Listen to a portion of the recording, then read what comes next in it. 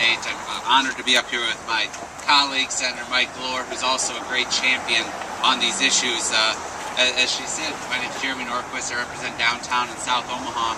And for me, this is a very important issue for our districts, for our state as a whole, for the next generation, to do everything we can as policymakers to reduce certainly youth tobacco use.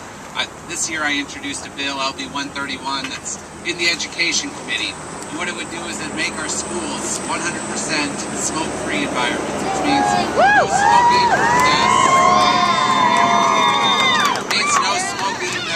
No smoking in the buildings, on school grounds, at off-site school events, in school vehicles. Unfortunately, that isn't a consistent policy around our state. It's perfect common sense that every district in the state should have that policy, but unfortunately not all districts do.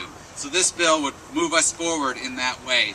And the reason is really twofold. First, we know the direct effects of secondhand smoke to youth. We know the harmful impacts on their bodies. We know that, especially as young people are continuing to develop, that it hurts their bodies more than anyone else to be exposed to secondhand smoke.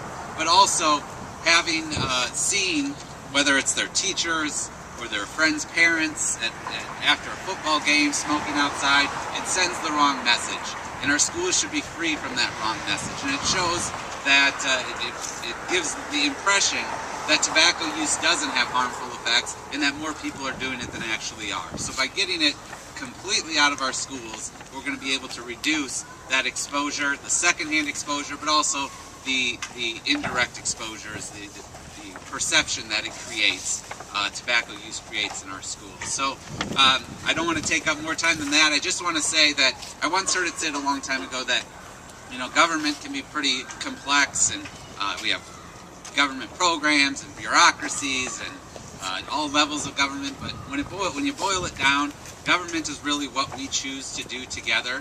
And having you here today lending your voices gets your voice in the process, and you help choose what we do together as a state and as a society. So thank you for being here.